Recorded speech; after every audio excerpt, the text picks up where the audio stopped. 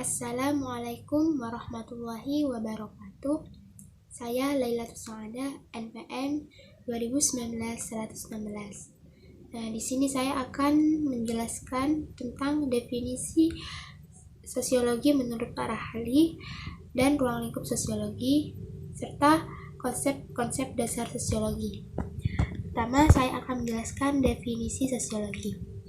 Menurut para ahli, menurut Auguste Comte, sosiologi merupakan studi positif tentang hukum dasar dari gejala sosial yang di dalamnya dibedakan menjadi sosiologi statis dan dinamis. Menurut Comte, yang dimaksud dengan sosiologi statis ini merupakan ilmu dalam bidang sosiologi yang memfokuskan perhatian pada pusat-pusat hukum statis yang menjadi dasar adanya masyarakat. Hal ini dipelajari di sini mengapa masyarakat ada, perkumpulan seperti apa yang ada di masyarakat, dan apa yang melatar belakangi terciptanya kehidupan bermasyarakat. Sedangkan sosiologi yang dinamis ini merupakan ilmu dalam bidang sosiologi yang memfokuskan perhatian pada pusat perkembangan masyarakat dalam arti pembangunan. Hal yang dipelajari di sini adalah faktor-faktor yang mempengaruhi perkembangan kehidupan bermasyarakat, apa saja yang telah diciptakan oleh masyarakat, serta hal yang telah dilalui oleh manusia dalam kehidupan bermasyarakat yang ia jalani. Sebagai ilmu pengetahuan, sosiologi memiliki ciri-ciri yang diantaranya pertama bersifat empiris. Bersifat empiris ini didasarkan pada hasil observasi dan pengamatan terhadap kenyataan dan akal sehat, sehingga hasilnya tidak bersifat spekulatif atau menduga-duga. Kedua itu teoritis.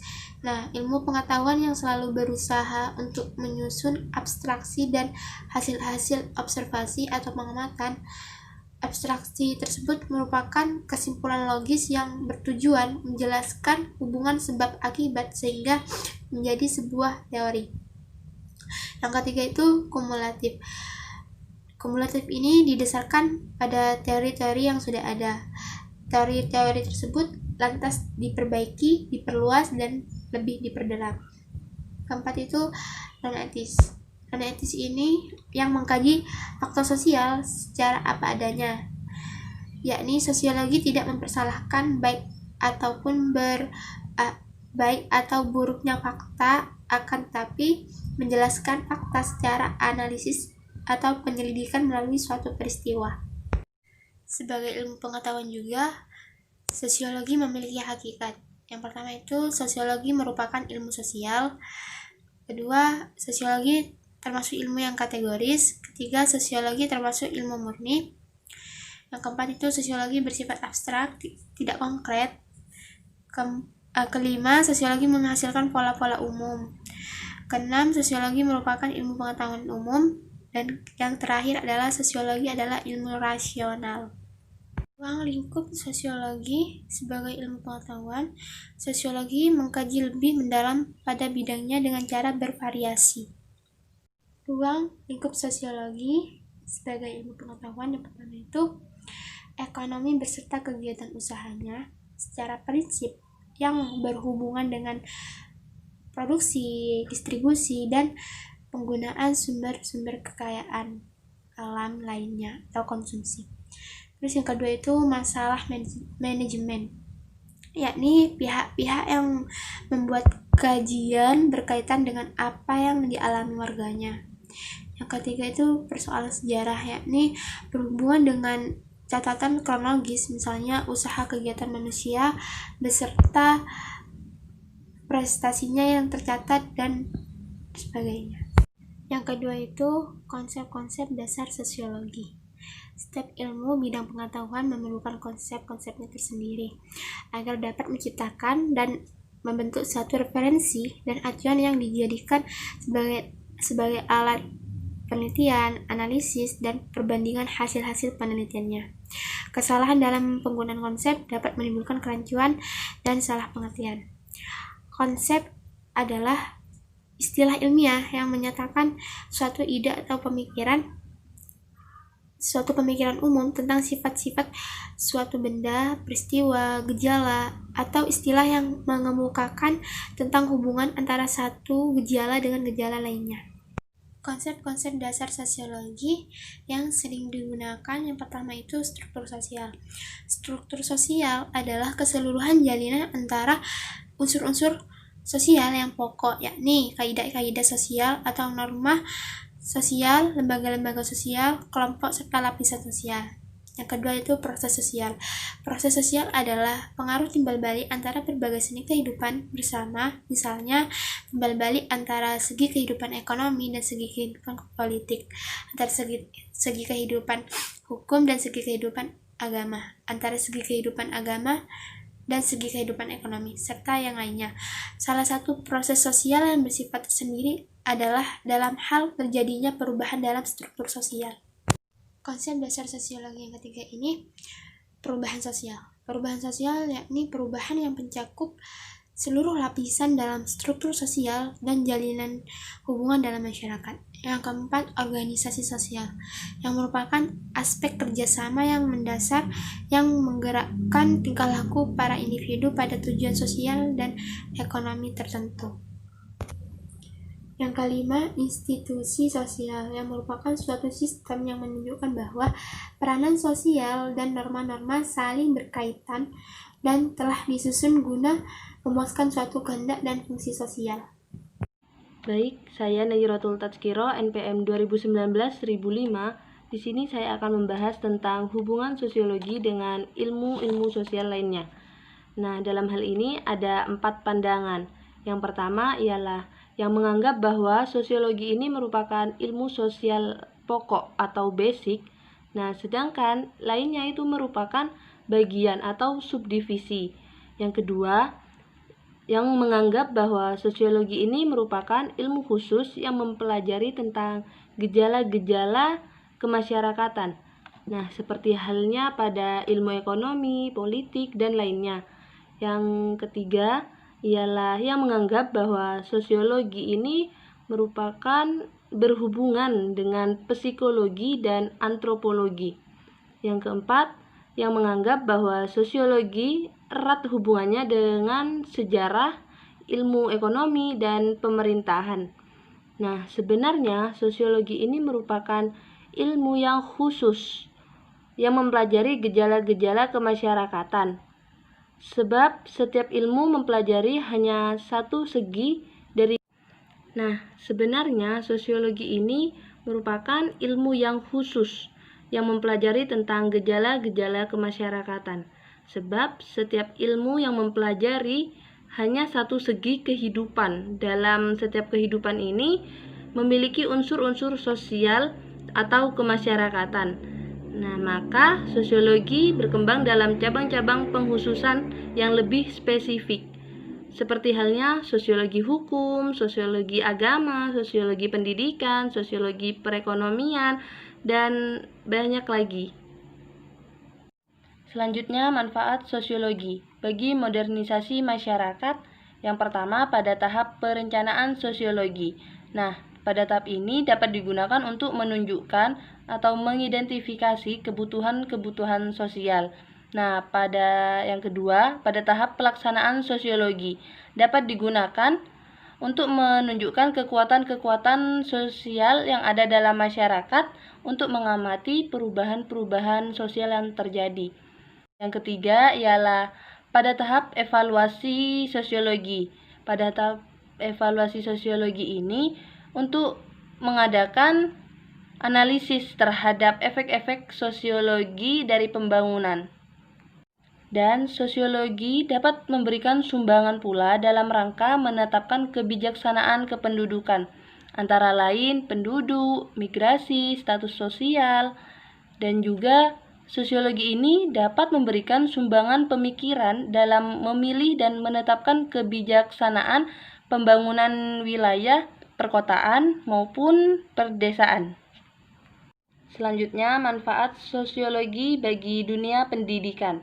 Dengan berbekal sejumlah konsep sosiologi, seorang guru akan lebih terarah dan lebih tepat menanggapi dan menganalisis isu-isu dan persoalan-persoalan yang sedang terjadi di masyarakat. Guru pun akan mendapatkan gambaran yang lebih jelas tentang masa depan masyarakat yang diidamkan, tentang tipe manusia pembangunan yang diharapkan Indonesia di masa yang akan datang. Dengan bekal pemahaman ini, seorang guru atau pendidik lebih terarah untuk membimbing anak ke arah yang pembentukan tipe manusia pembangunan di masa yang akan mendatang. Sekian dari saya, terima kasih. Assalamualaikum warahmatullahi wabarakatuh. Perkenalkan, nama saya Khairul Anwar, NPM 2019-126. Di sini saya akan menjelaskan mengenai sejarah perkembangan sosiologi dan teori sosiologi. Baiklah, yang pertama adalah sejarah perkembangan sosiologi. Sejarah istilah sosiologi pada tahun 1838. Istilah sosiologi sebagai cabang ilmu sosial dicetuskan pertama kali oleh ilmuwan Prancis yang bernama Auguste Comte, yang kemudian dikenal sebagai bapak sosiologi. Sosiologi sebagai ilmu yang mempelajari tentang masyarakat lahir di Eropa karena ilmuwan Eropa pada abad ke-19 mulai menyadari perlunya secara khusus mempelajari kondisi dan perubahan sosial. Kemudian sejarah perkembangan sosiologi ini, banyak para ahli sepakat bahwa faktor yang melatar belakangi kelahiran sosiologi adalah adanya krisis yang terjadi dalam masyarakat. Seperti contoh Lion Dicker, misalnya Lion Dicker ini mengatakan kelahiran sosiologi dengan serangkaian perubahan di bidang sosial politik. Kemudian menurut Auguste Comte, sejarah akan melewati 3 jenjang. Nah, ketiga jenjang tersebut adalah yang pertama jenjang teologi, yang kedua jenjang metafisika, yang ketiga jenjang positif. Kemudian yang pertama adalah jenjang teologi.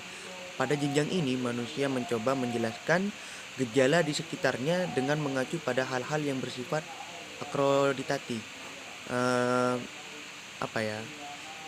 di luar kodrat alam. Kemudian yang kedua adalah jenjang metafisika. Nah, pada jenjang ini manusia mengacu pada kekuatan-kekuatan metafisik atau abstrak. Nah, kemudian pada jenjang ketiga yaitu jenjang positif. Nah, jenjang positif ini menjelaskan gejala alam ataupun sosial dilakukan dengan mengacu pada deskripsi ilmiah.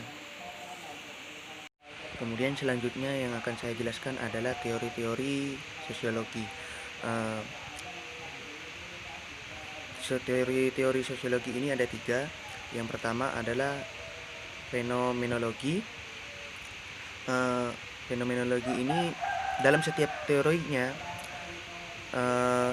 teori-teori sosiologi itu ada yang namanya asumsi, metode yang digunakan, dan konsekuensi yang dilakukan. Nah, yang pertama adalah fenomenologi ini. Nah, asumsi dari fenomenologi ini adalah bahwa objek yang memiliki arti dan nilai yang sangat kaya sehingga mengandung kemungkinan-kemungkinan bagi diadakannya observasi yang lebih spesifik, misalnya melalui pendekatan fenomenologis. Nah, metode yang dilakukan adalah menggunakan pendekatan objektif dengan mengumpulkan data secara objektif. Dengan fakta sosial dalam fenomenologi, subjek harus terbuka dan mengarahkan diri kepada objek untuk mengetahui dan mengenal sebagaimana adanya. Kemudian konsekuensi yang dilakukan adalah dalam keyakinan fenomenologis, struktur ilmu pengetahuannya senantiasa terdapat kenyataan akan adanya realisasi timbal balik. Nah, kemudian untuk historisitasnya dan keunikan sifat objeknya itu, fenomenologi hendak menempatkan kembali esensi dunia dalam eksistensi manusia dan berpendapat bahwa manusia serta dunia tidak dapat mengetahui kecuali bertitik pada tolak dari fasilitas mereka. Kemudian yang kedua adalah teori kritis. Nah, untuk asumsi dari teori kritis ini adalah sebagian besar terdiri dari kritik terhadap berbagai aspek kehidupan sosial dan intelektual. Namun tujuan utamanya adalah untuk mengungkapkan sifat masyarakat secara lebih akurat. Kemudian metode yang dilakukan adalah menggunakan cara berpikir teknoratis untuk membantu kekuatan yang mendominasi untuk menemukan cara efektif mencapai suatu tujuan. Dan yang kedua adalah penggunaan nalar dalam penelitian dilihat dalam sudut nilai manusia tertinggi. Kemudian yang ketiga adalah menggunakan pendekatan dialektika untuk mengamati dan menganalisis totalitas sosialnya. Kemudian untuk konsekuensi yang dilakukan ini menggunakan kritik. Nah, sedangkan untuk kritiknya itu ada dua. Yang pertama adalah kritik terhadap teori Marxian. Nah, teoritis ini tidak menyatakan bahwa determinis ekonomi keliru, tetapi seharusnya aspek kehidupan sosial lain juga perlu diperhatikan. Kemudian kritik yang kedua adalah kritik terhadap kultur. Nah, teoritisi kritis melontarkan kritik terhadap industri kultur, yakni struktur yang dirasionalkan dan dibirokratisasikan, misalnya jaringan televisi yang mengendalikan kultur modern. Kemudian yang ketiga adalah fungsionalisme struktural. Nah, di mana di sini memiliki beberapa asumsi yang yang pertama adalah sistemnya itu memiliki properti keteraturan dan bagian-bagian saling tergantung. Kemudian yang kedua adalah sistem cenderung bergerak ke arah mempertahankan keteraturan diri atau keseimbangan. Kemudian sistem mungkin statis atau bergerak dalam proses perubahan yang teratur. Kemudian sifat dasar bagian suatu sistem berpengaruh terhadap bentuk bagian-bagian lain. Kemudian sistemnya itu memelihara batas-batas dengan lingkungannya. Dan untuk alokasi dan integritas merupakan dua proses fundamental yang diperlukan untuk memelihara keseimbangan suatu sistem ini. Nah, sistem ini cenderung menuju ke arah pemeliharaan keseimbangan diri yang meliputi pemeliharaan batas dan pemeliharaan hubungan antara bagian-bagian dengan keseluruhan sistem.